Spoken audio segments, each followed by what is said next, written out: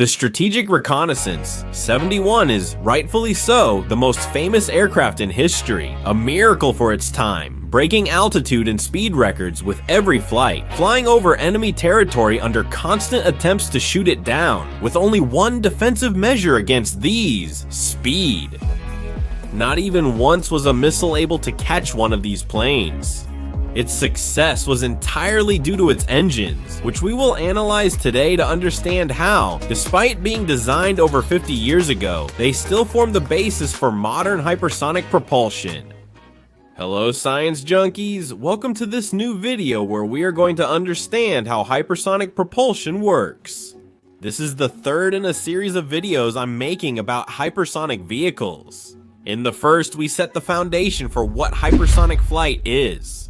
In the second one, we looked at which materials will be used in future hypersonic vehicles. In this third video, we're going to see what kind of propulsion hypersonic vehicles we'll use. And in the fourth one, which we still have left, we'll see what the design of a hypersonic aircraft will be like. If you're new here, I'm Sergio Hidalgo, an aerospace engineer. Let's get started. Today, we have several types of engines that could be used for aircraft.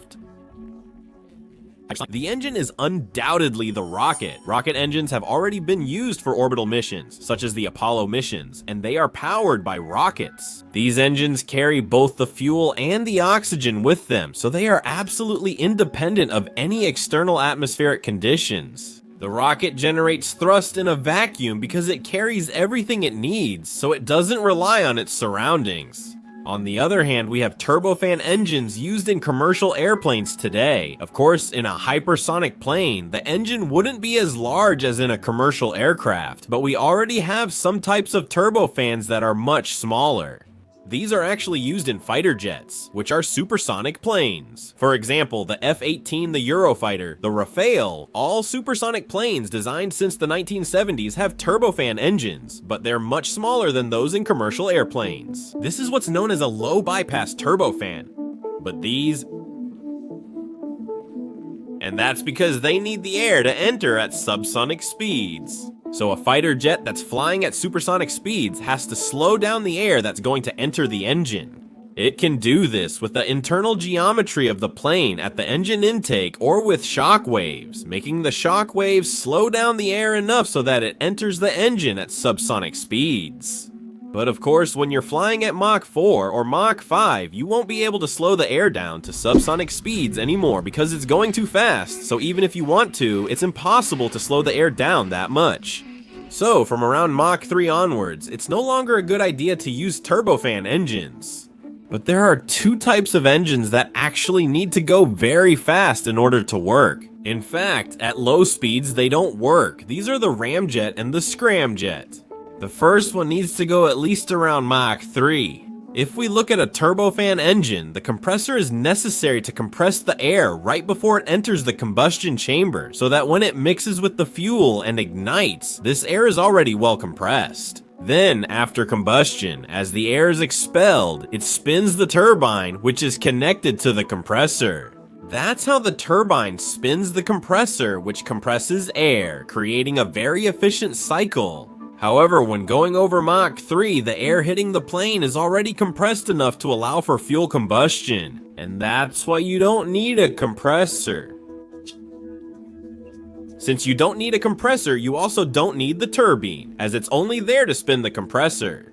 So Ramjet engines will have more or less this shape, where the air comes in, gets compressed by the shock wave, mixes with fuel, ignites, and then goes straight out through the nozzle. We've eliminated the compressor and turbine, so this engine has no moving parts since nothing rotates. But there are movements here and extra problems. For example, the geometry at the Ramjet engine's air intake must constantly adjust with the Mach number to keep the shockwave optimal and compress the air sufficiently. Because if you just let the shockwave form however it wants, the air won't be compressed enough, and when you mix it with fuel, you won't get the desired thrust. But for the shockwave to compress the air enough, you need to be traveling at about max speed. If you go slower, the air won't be compressed enough, and that's why they're limited there.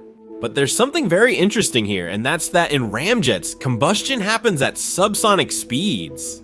That is, as the air enters the engine, it gets compressed by several shock waves and reaches the combustion chamber at subsonic speed.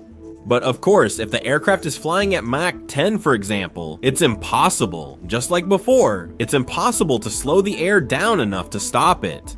Subsonic, and that's where scramjets come in, which, well, simply means supersonic ramjet, meaning that combustion happens at supersonic speeds. If you stop to think about it, this is truly insane. In fact, many engineers have tried to make comparisons with this, saying it's like lighting a lighter in a tornado. It's crazy. The thing is, in a tornado, the air moves 8 times slower. Well, the 8 times slower part is my own contribution, but it's true. Which scramjet? Engines like that were used, for example, by the X-43, the unmanned X-43 aircraft, which still holds the speed record of about Mach 9.7.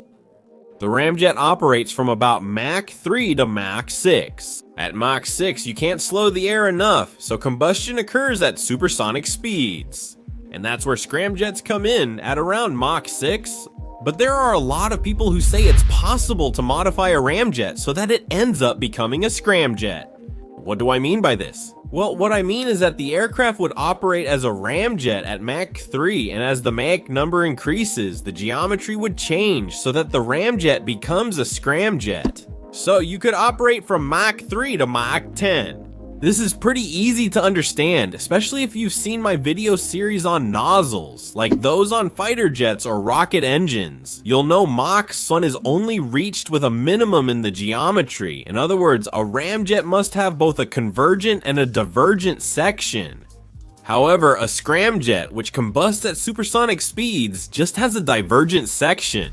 Therefore, the geometry of the ramjet, the convergent part and then the divergent part, would have to be modified to be simply a divergent section. But keep in mind that I'm just showing you the tip of the iceberg. There are a billion problems with ramjets and scramjets. We'll see in the future, but I'm just explaining what possible engines a hypersonic aircraft might use. So for now, we've seen 4.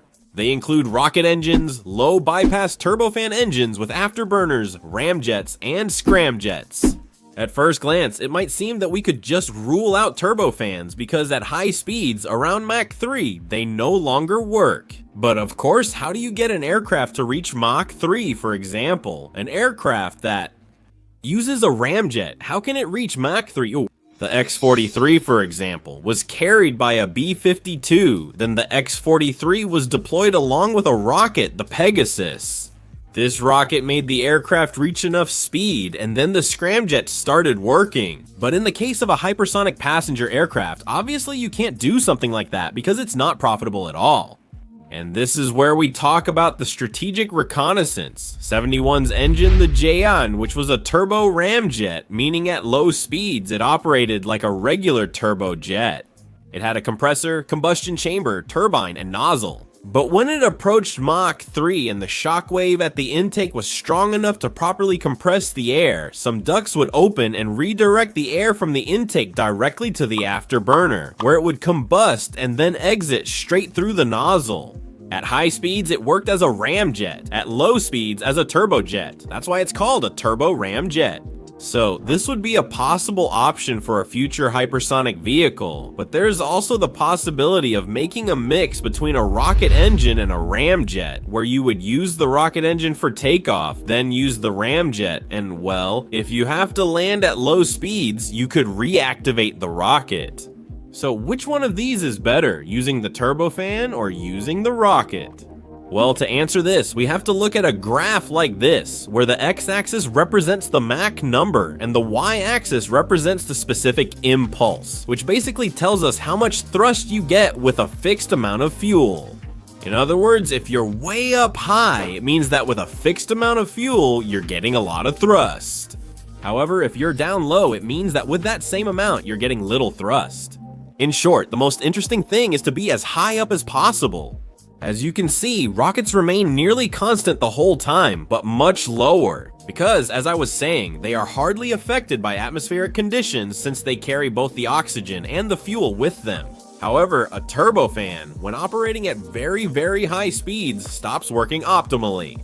You can't see it here, but the curve drops straight down. It can't run any faster. And then, if you look, well, the ones that give us the best performance at high speeds are the Ramjet and the Scramjet, which are always above the rockets. So here's my guess based on what we've learned in the previous video about materials and what we've learned today about propulsion. A future hypersonic aircraft won't reach extremely high Mach numbers due to material limitations. I'd set the limit at about Mach 7, and I'm pretty sure it'll have both a turbofan engine and a ramjet. Maybe it would be a design similar to the Strategic Reconnaissance 71, or maybe it would be a bit different with the turbofan part on top of the engine and the ramjet underneath, and simply some doors would allow air to enter through one place or the other. These are the two main options being considered. But here, I'm not considering the option of the ramjet later turning into a scramjet, because that would really make things insanely more difficult. Like I said, there are a lot of things I'm not mentioning here, but I'll talk about them in the future if you want. But if we're talking about an experimental hypersonic aircraft, it's likely that it would actually be a turbofan along with a ramjet, and then this ramjet would turn into a scramjet, but simply for research purposes. I'm convinced this wouldn't be profitable right now. Then, if we're talking about missiles, I'm pretty convinced that the missiles launched from the ground will definitely continue to use rocket engines. But if we're talking about missiles used by, for example, fighter jets, air-to-air missiles, it's very likely that at first they'll use a rocket up to speeds of about Mach 4 and then operate as a ramjet. Because since they're more efficient, they'll allow the missile to reach farther. Well, Jonky in Science, if you like this video or you're new to the channel, you know what to do. Give it a big like, subscribe below so you don't miss the future video where I'm gonna show you what the geometry of a hypersonic aircraft will be like, because that's something we more or less already know. If you have questions or suggestions, leave them below in the comments. You know, if you want to contact me, you can do it through Instagram or LinkedIn. Remember that we have a Facebook group. I'm telling you that I have a podcast, the Aerospace Podcast. I'll leave all the links below. And well, if you want to support this channel, you also have the links below. You can do it through channel memberships or on Patreon. You know, if you like this video, really, give it a big like, subscribe to this channel, and then you can watch one of the best videos I've made. So as always, above all, science rules.